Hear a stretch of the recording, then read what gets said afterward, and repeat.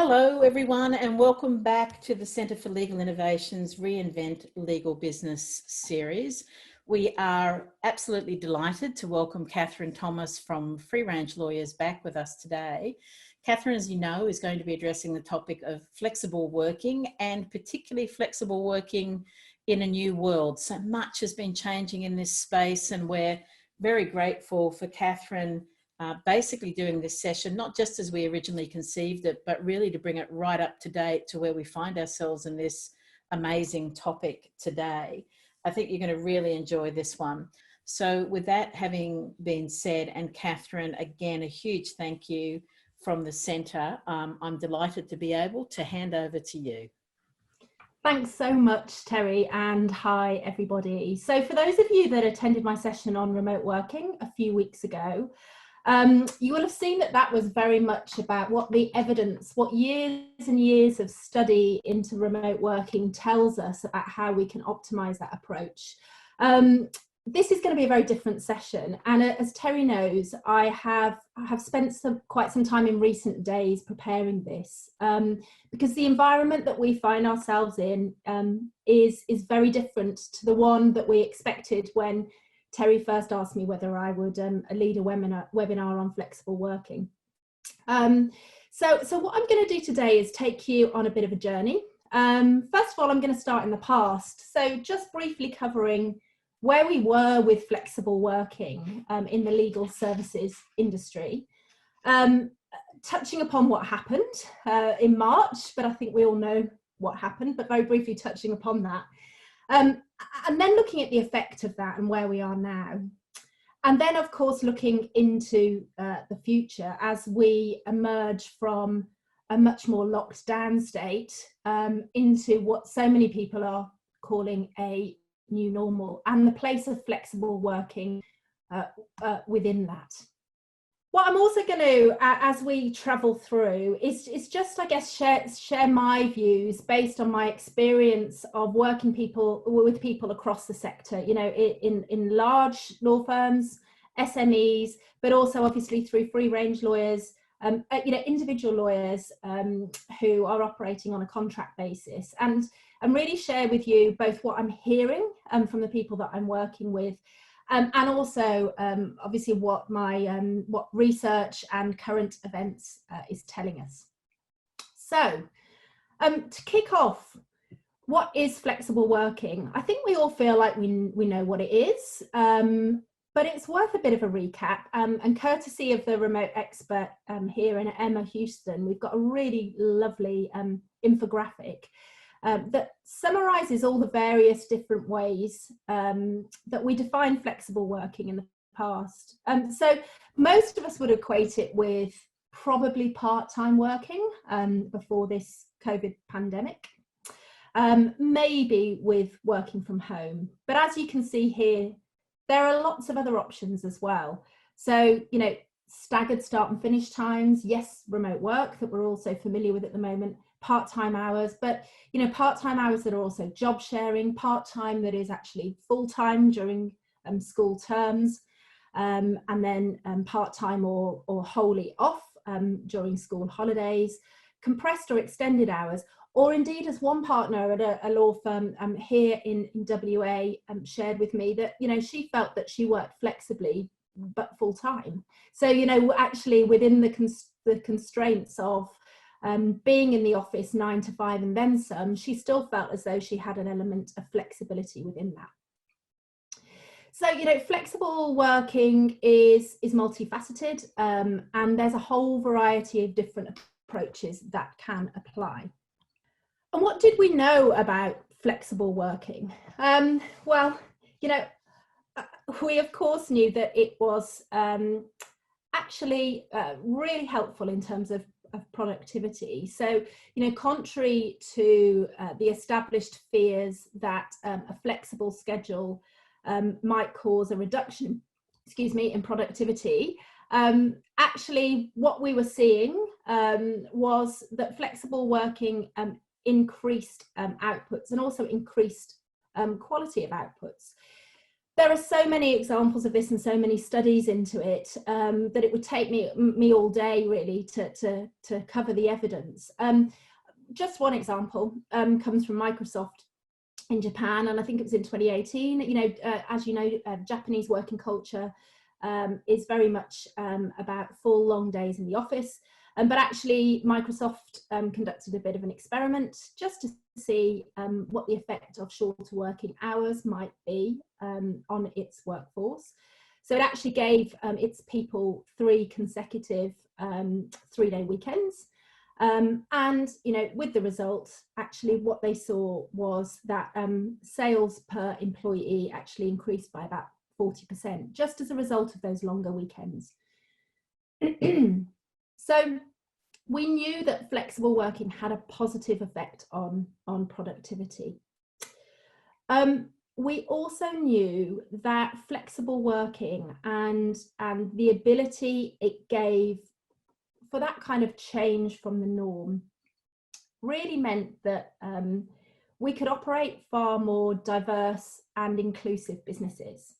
So flexible working really had allowed us to accommodate different physical needs, different emotional needs, different mental and well-being needs, but also kind of different lifestyles, people that want to live outside large cities, you know, including people that really just want to have a greater involvement in their community, or a more active role than a traditional 9-to-5 allows. And so what we had started to see was a really strong link between flexible working options and diversity and inclusion. We had also started to see how flexible working really did increase creativity. For those of you that are interested, I'd really encourage you to go to the website of the Diversity Council of Australia. They've got a ton of interesting information in there, not least the results of a study into the outputs from flexible and diverse workplaces. And just one statistic emerging was that they found that diverse and flexible workplaces were 9 times more likely to innovate. And I just want to stop there actually, because, you know, clearly that has real application today when we're living in a world that is uncertain and volatile. We really need that creativity and that ability to come up with ideas and implement them. And what we were learning by the start of this year was that flexible working really encouraged and allowed that. We'd also learned that flexible working allowed access to a wider range of talent, a bigger talent pool. If you accommodate more different ways of operating, you open up the scope of people who may be able to work for your business. We also knew that flexible working could have a really positive approach in terms of matching the supply of resources to demand. So, you know, in the kind of in a world that was increasingly globalized, we were actually seeing that, you know, different working schedules could be really effective in meeting customer needs across the span of a day and across geographies. But we'd also seen something, a phrase that has been coined in recent years, flexism, really discrimination based on flexible working. So while, you know, we had seen a whole load of positives that I have there on the screen: increased productivity, diversity and inclusion, creativity, access to talent and ability to match demand, we were also at the same time seeing this flexism. So, you know, seeing assumptions being made on an individual's commitment to their career, a degree of how serious they are to progressing and achieving results, all of those negative implications being drawn against those who are working flexibly. So while it was a generally positive picture, there were obviously some negatives too. Then what happened? Well, look, obviously you don't need me to tell you, but I thought it was just worth reminding ourselves of the position that we were in mid-March. So look, here are some headlines. If you can see the dates on there, I guess that might just remind you of just how much happened in a short space of time, you know, how profound the change was and how swift it was. That we all moved from being in our offices at the start of March, and, you know, still really 10th, 11th, 12th of March, and then all totally working from home 7 to 10 days later. So a huge shift in terms of the way we worked and law firms operate. So how are we travelling now? What's happening? Oh, I was fortunate enough, it was about, I think, 10 days ago or so, I watched a webinar run by Legal Geek called The Uncertain Century, and they've taken Mark Cohen and also Richard Susskind. So, you know, two really experienced, knowledgeable commentators and academics on the global legal sector. And really the session was asking them a whole host of questions around the effect of COVID on the way that we will do business in the future. Look, it was full of content. So if you haven't signed up and there is space, I would recommend you, you know, signing up if you can. But, you know, one of the key things that I took away actually was this very simple model that Susskind shared with us in terms of the way he'd been thinking about the process that we're going through. So mobilisation at the top, very much, you know, what happened between sort of the 12th and the 22nd of March that I've talked about previously. And then what he's calling lockdown, which of course is lockdown in some countries and not quite lockdown in others, but we all know what that means, which is we're based at home an awful lot more, and our physical contact with each other is virtually non-existent.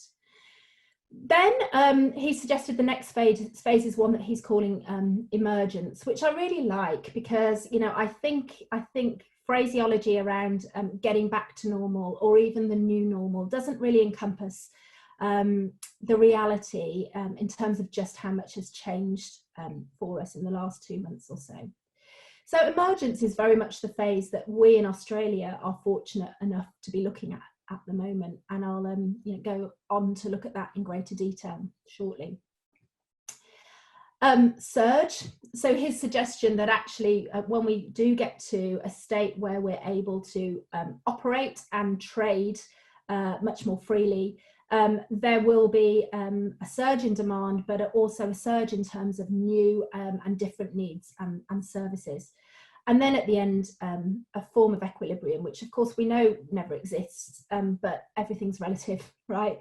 So, you know, in this context, a state there's a little bit more certainty than we have at the moment.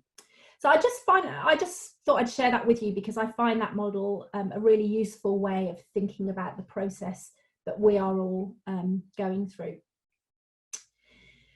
So when we were, you know, we were all in this lockdown phase, to use Suskind's model. You know, what have we learned from that? I think the first thing to share is we have, without a doubt, learned that we as businesses and we as individuals can do it. You know, we can work from home.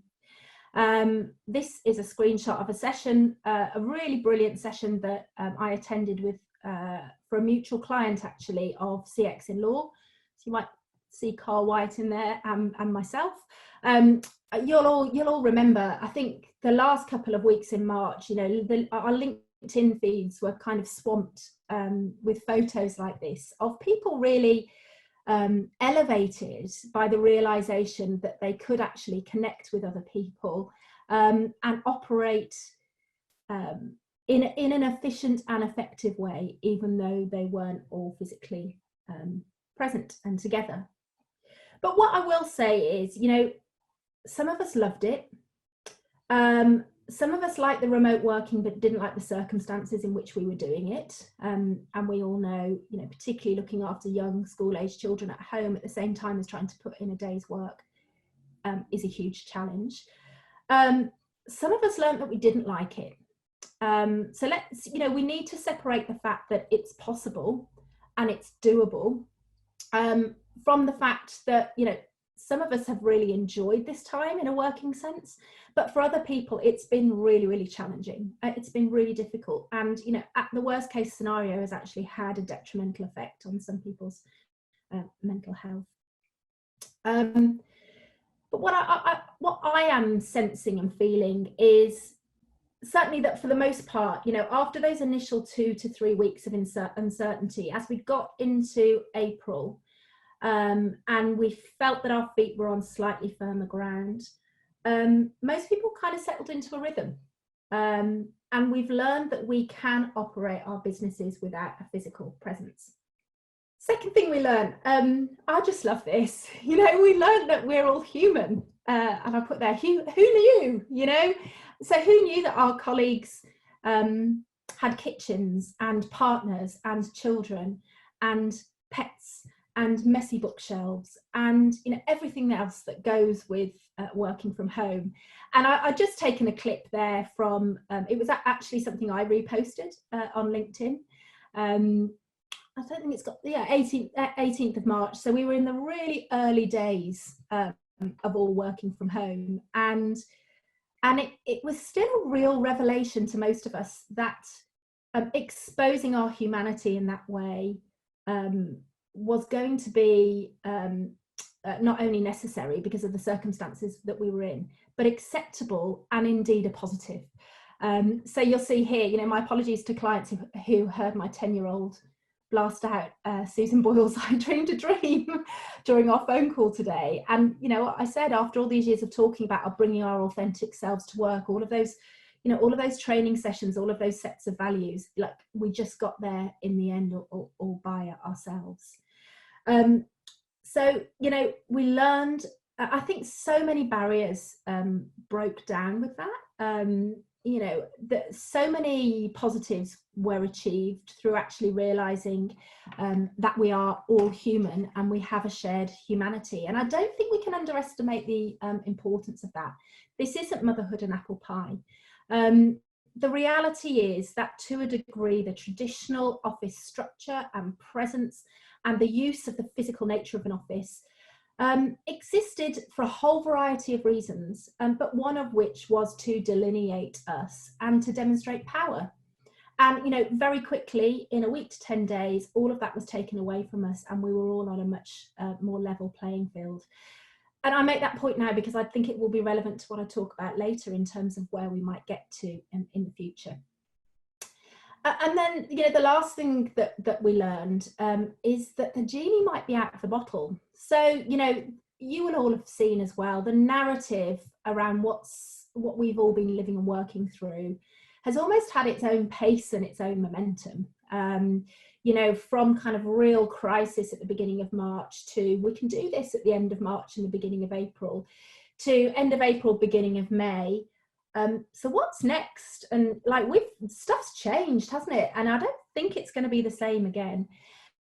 So one of my contacts back in the UK, Sean, a managing partner of a fabulous legal business there, you know, he sums it up when he says the genie's out of the bottle. Now, this particular LinkedIn exchange was actually around remote mediations and operating the dispute resolution process remotely, but it could have applied to, you know, work in general. We'd got a partner at another firm I know well, Shakespeare Martineau, just saying, you know, I did this remotely today and I was a bit skeptical and I was amazed it worked really well. And Sean saying, yeah, you know, the genie's out of the bottle. And really my question today is the genie out of the bottle? And even if it is it ever going to go back in? So that, I think, sums up what we've learned about ourselves and our businesses through this process. But I also think we've learned a few other things as well, and they are particular to remote and more flexible working. We have learned that to make that work, we do have to operate in a very particular way.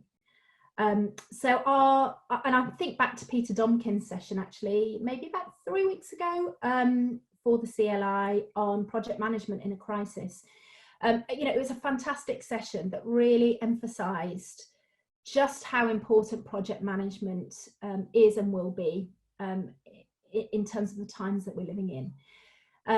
If we're all going to be operating remotely, if we're not going to have those non-verbal cues in terms of the way that we communicate, we have to be so much more intentional.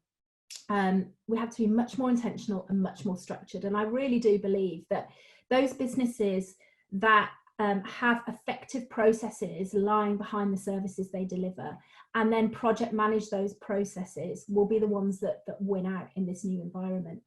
But even if we weren't particularly intentional about it, it's kind of just happened because we've been more structured, more organised and more intentional. And the same has applied to our communication. You know, I remember speaking to a client right at the start of all of this, and managing partner of a law firm, and I was saying, you know, we've got to find ways to get our people to communicate and connect. And he sort of went, oh, you know, the online social just feels a bit cringeworthy. And it was fascinating to see just how quickly we managed to disabuse ourselves of that view. You know, we've very quickly become much clearer in our communication, and again, to use that word again, much more intentional. You know, we know when we're working and we know when we're socializing. We choose the media, you know, intentionally, much more intentionally than perhaps we did when we were in the office. Are we going to email? Is it a video conference? Is it a phone call? And so on and so forth. So we also learned that working in this way does require, you know, high quality intentional communication. And then the last thing that we learned is actually that our assessment of our value and the value of others really has to be focused far more on outputs than inputs, because particularly at the moment, you know, our ability to provide certain inputs is patchy, and it goes up and down like this. And for those of us that are still having children at home, you know, it'll be an hour's work, an hour's off, an hour's work, an hour's off, and that is the reality that we're facing. And so we as businesses have had to really rethink how we measure an individual's value, and actually start to look at what people are producing rather than necessarily just purely what they're putting into it. And I personally I'd be fascinated to see if after years and years of talk of death of the billable hour and really that coming from clients, you know, whether actually it's this change in way of working and the need to value an individual's contribution based on outputs, whether that actually is going to be what makes the difference. So what we learn is that flexible and remote working requires a different approach to in-office working. And, you know, I would be really forthright in saying that all of this is absolutely non-negotiable. And we have no option but to do this if we want to work effectively remotely. What I'd also, the question I'd also ask is, isn't this the kind of stuff that we needed anyway when we were in the office? So actually, haven't we had some really, you know, wonderful and fortuitous consequences of this enforced period of working more flexibly? So that's what happened. But what's the opportunity now? For those of you who you might follow the UK legal market, you might have come across David Morley. He was senior partner of Allen Overy, and he's just a great guy, really plain speaking, really knows his stuff. And he's written a couple of brilliant articles. Go and search for them on the web. Very to point about how leaders might operate and build a bridge for their businesses from now to the future. His most recent article was great because it took the style of, you know, what's going up, what's going down in this new world. And number 2 was flexible working. You know, what he said is overnight it's gone from being tolerated to being mainstream. And a winning strategy will embrace that. And, you know, firms that figure out how to prosper from it really do hold the future. And so I think what we're all starting to feel is that now is that time for companies to just step back and re-examine those traditional ways of working, and, you know, ask whether we're doing it because of convention or because of necessity, and really question that sort of industrial revolution approach to 9 to 5 office working. that we have all inherited as the norm. You know, I think it's a rare opportunity to think deeply about how we want our particular patch in terms of the world of work, how we want our particular patch to look and to be and to operate in a way that is really good for our businesses, is really good for our clients, but is also really good for our people too. So I'm just going to take a few slides to have a look at the changes that we've experienced. First of all, as we start to move into this emergence phase, we're also dealing with considerably changed and changing business needs. And these fall into two camps. There's what we can control, and then there is the stuff that we can't control, but we need to react to, and we need to control our reaction to it. So my first point in terms of changing business needs is really changing imperatives, but also changing attitudes towards the duty of care that we have to our people. For those of you that are responsible for thinking about how your business is operating now and is going to operate in the emergence phase, you're probably really familiar with either Safe Work Australia or WorkSafe New Zealand's websites. But if you haven't taken a look, do, because they're really clear and very helpful in terms of what's expected of business owners, both now and as I say, as we emerge. So, you know, I'll just give you some examples. You know, with Safe Work Australia, you know, as an absolute minimum, we're looking at 1.5 metre distance between people and 4 square metres per person. So not either or, but and. Safe Work Australia talks about all businesses, and I'm just going to read this to get the wording right, actively controlling against the transmission of COVID-19 at work, including social distancing and exemplary hygiene. Safe Work Australia also says if work can be completed at home and the risks that arise from working remotely can be effectively managed, then encouraging or directing workers to work from home may be the best way to minimise the risk of exposure to COVID. And examples of ways that businesses can protect workers from COVID, particularly office-based businesses, right at the start of the list is working from home. We also have physical distancing, good hygiene, restructuring the layout of an office, limiting the number of people who are in an office at any one point in time. So that's Safe Work Australia. If you go onto WorkSafe New Zealand, you see a very similar themes. Currently New Zealand's at level 3 and looking forward to the time when it can move to level 2, but currently at level 3 we are told your staff should work from home if they can. And when at level 2, offices can open, but, and I quote, alternative ways of working are still encouraged where possible. You know, so what we're all getting, and it was ever thus, is we are getting guidance and frameworks from our regulators, but it is up to us how we meet them. And so it's very much in our control as to the way in which we meet our obligations and do that in a way that is consistent with the purpose and the value of our business. So there will be different approaches for different businesses, but make no doubt that the need for a really clear focus on having a duty of care to our people it will lie right at the heart of any decision that we make. Second point, and what we can also control, is the way that we respond to this in terms of increasing our resilience and agility. KPMG Australia, I think at the end of the last week, released a report on predictions for work after COVID-19. Personally, I'm always very wary to make predictions, but these reports do make really interesting reading, and a lot of what is indicated is borne out.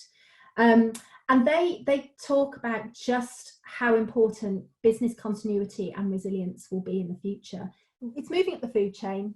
It's going to be increasingly important. KPMG mentioned it in a report that they released at the end of last week into predictions for the world of work after COVID-19.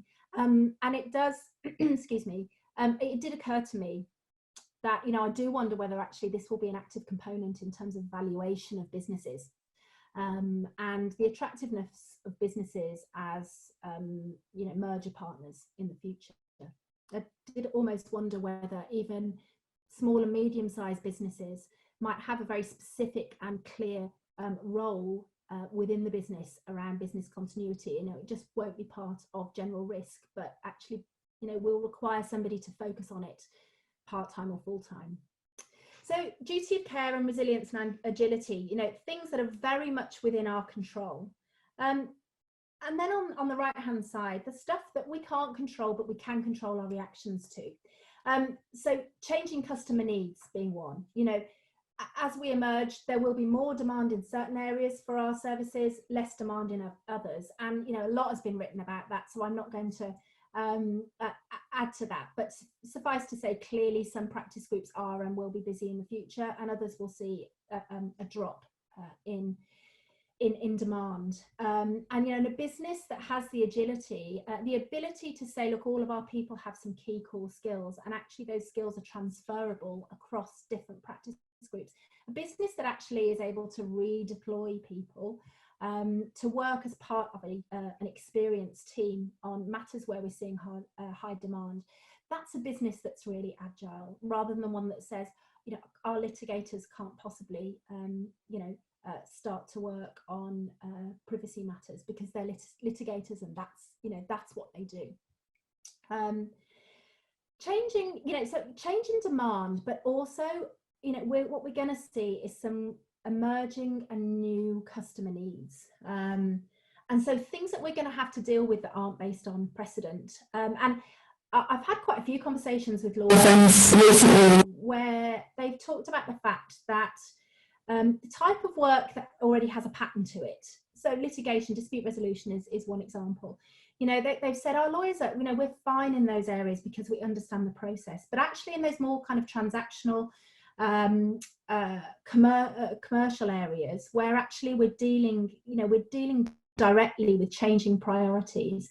What these law firms have been saying is people have struggled a bit because, we just can't go back to the rule book. We've got to kind of listen and create new services, like changing the tire on a car while it's moving, and that's a real challenge.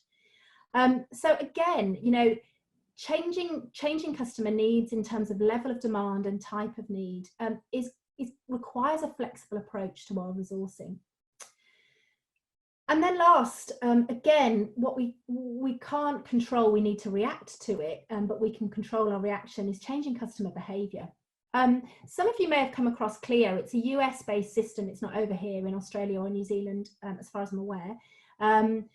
They kind of provide matter management and project management systems for law firms, and they've produced some really insightful research over the past couple of weeks.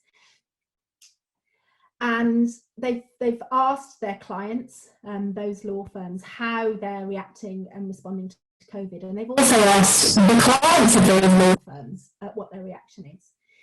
A few statistics that you might find interesting have come out of that. 69% of consumers say they would prefer working with a lawyer who could share documents electronically via a web page, app, or an online portal. 58% say they had to hire a lawyer in the next 2 months. They definitely prefer to meet them by video conference rather than in person.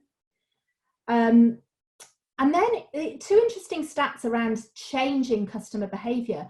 47% they've used many more different types of technology in the last couple of months than they ever used beforehand. And 38% say they've become much more comfortable with technology in general than they were before the coronavirus situation began. So, this argument that perhaps we can't be more flexible, we can't work remotely, we can't have more asynchronous communication, and because clients won't like it, to be honest, that's breaking down. And in fact, to the contrary, what we're starting to see potentially is that customers will increasingly see the ability to deliver a service in an agile non-contact way as a mark of a quality legal practice.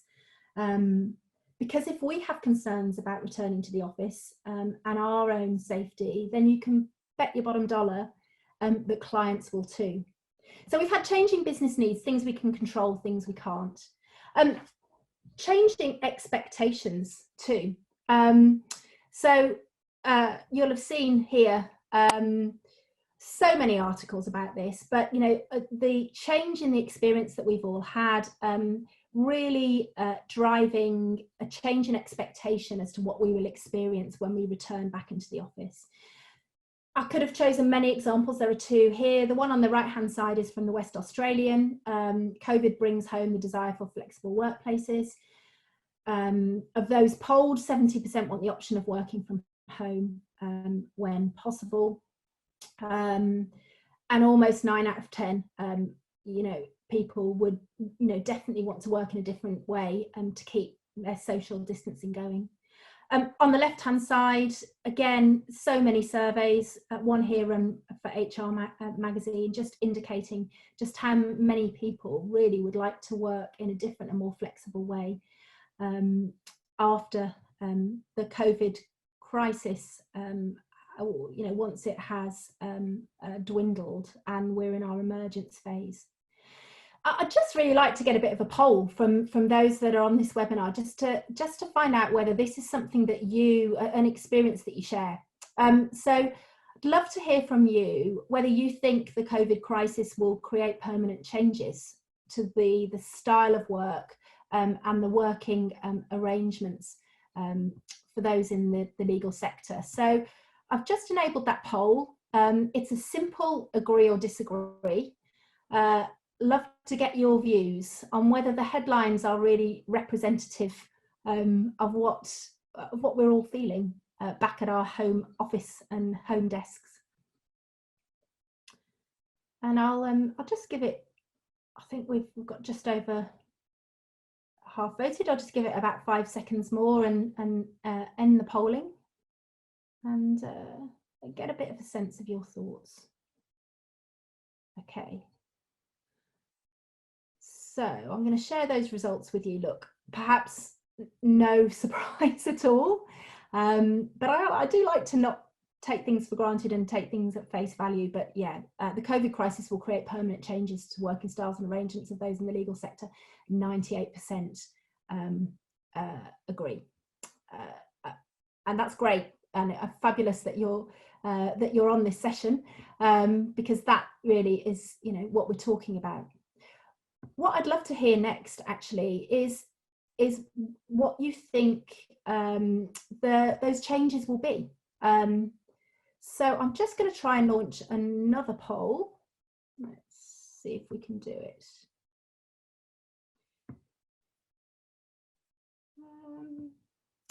Not sure I've got that working too well. There's always a glitch. Let's see if I can just make it work one more time. Oh no, I'm not managing to get this to work. I was hoping to find out from you what you thought the nature of those changes would be, and if we can manage to, here we go. Thank you so much. All right.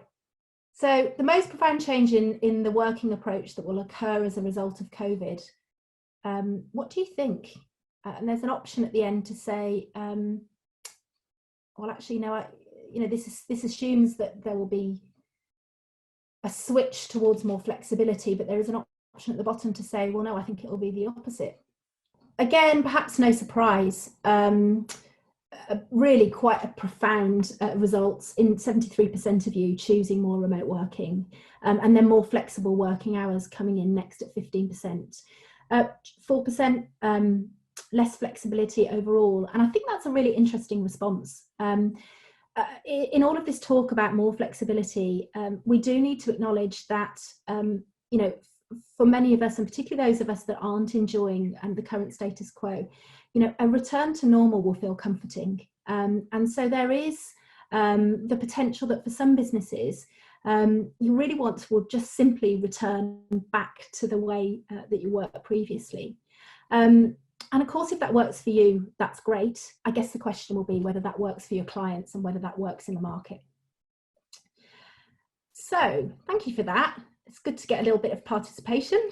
So I'm just going to work through now changing expectations. Then we've also got changing regulatory requirements. I've covered this previously when I talked about Safe Work Australia and WorkSafe New Zealand. But here you'll just see, real high-level summary of the kind of guidance that you're getting. So, you as leaders of businesses are facing a very different environment in terms of what you need to do to provide a duty of care to your people. So now we're talking about the emergence phase for the last 5 minutes or so. The reality is, and whether we like it or not, this emergence phase, and it's happening in different paces in different states. I saw an announcement from Victoria this morning. Western Australia, we had an announcement over the weekend. But this emergence phase will inherently require flexible working from us. And that is whether we like it or not, because of all of those points I've made earlier, but not least because of that regulatory requirement to really provide a duty of care.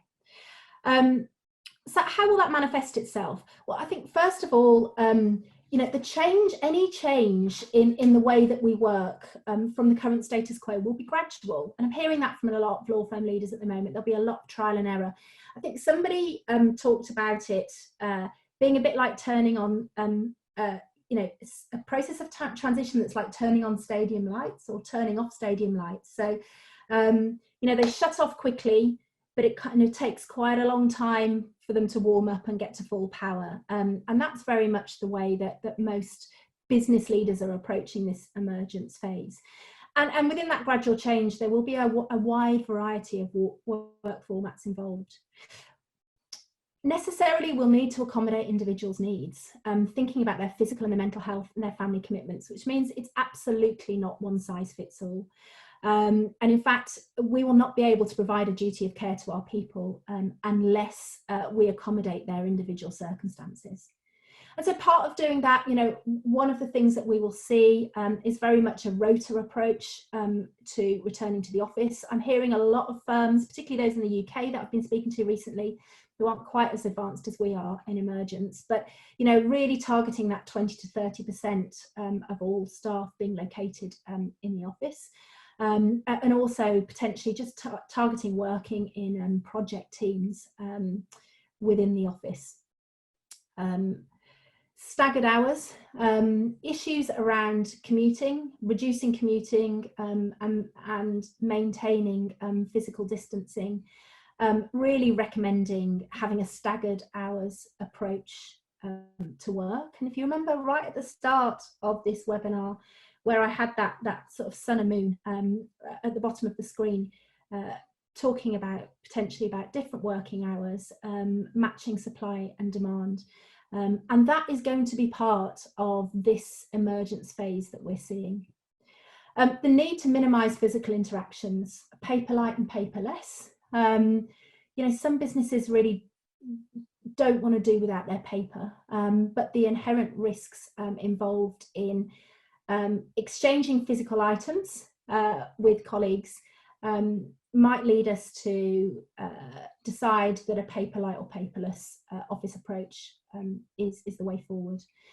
And just a preference to non-physical meetings. So we can see a world in which our people will say, look, that's great, but I'd actually rather do it over video conference because I don't have to commute in, I don't have to go on the train, don't have to go into an office and share a space with many other people. Let's just do it over video conference. And last but not least, space usage. What's going to change there? Is the office going to become a bit more of a collaboration space and a meeting space, home as a working space? There are certainly going to be some significant changes that will necessitate a flexible working approach, as I say, whether we like it or not.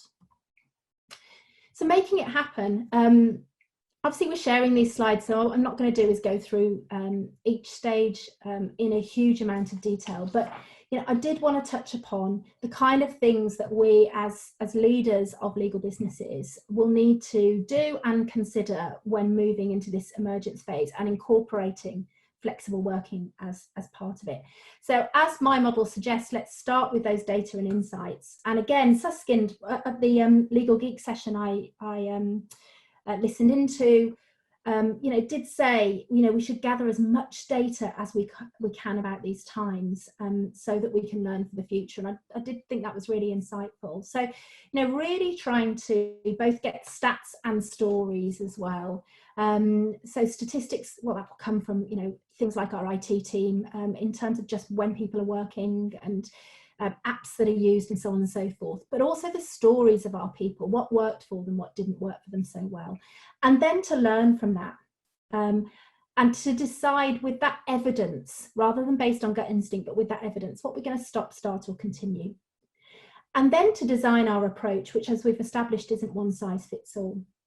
But like any good design, it's done in conjunction with the user.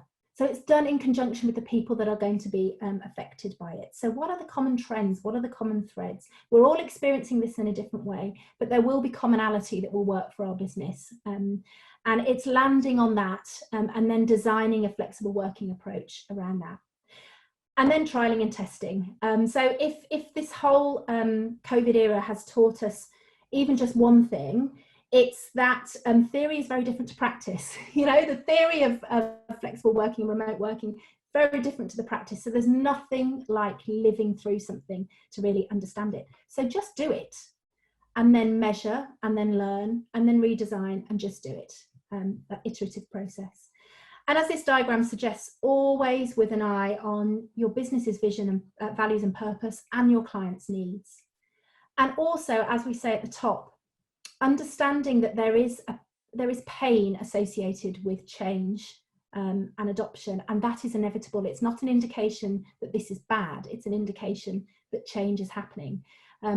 There's always inefficiency and pain involved in changing the way that you do things, but that doesn't mean that it shouldn't happen.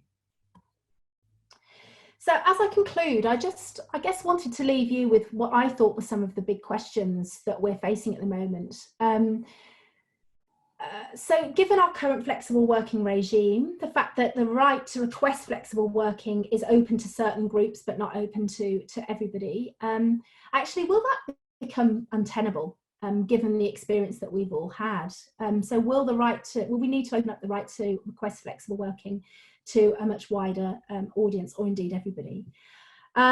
Will it actually be harder to refuse a flexible work request, given the experiences that we've all been through? The kind of criteria and reasons for refusal may well be taken away from us, given recent experiences. Also, how permanent will the changes that we've experienced and that have been prompted by COVID, how permanent will they be in terms of our workplaces? What will the role of the office be in a post-COVID world? And ultimately, and the question that I'd like to leave you with is, can we challenge conventions so much that actually we stop talking about flexible work in the future, and flexible work becomes simply work? So thank you so much for your time and attention, participating in the polls, and I'm going to pass back to you, Terry. Thank you very much again, Catherine. Really, really appreciate your time. Thank you everyone as well who attended. It was great having you on this series again.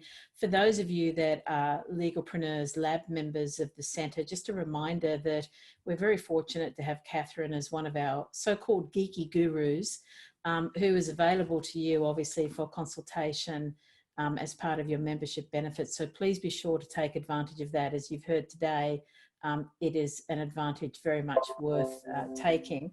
I also wanted to remind you that this Reinvent Legal Business series has really just blown us away with how this has been received. So there will be more in the series. So do follow us on LinkedIn, Twitter or Facebook to see when more of these events are coming along. We might even be able to twist Catherine's arm to do a couple more for us. So, very, very grateful for that. Please do be sure to visit us again. Do be sure to take up the advantages I said on the LP Lab. Thank you again for being here, Catherine. Thank you very much again. Always fabulous and always a pleasure to have you join anything at the Centre. Thanks, Terry. Thank you very much, everyone, and bye for now.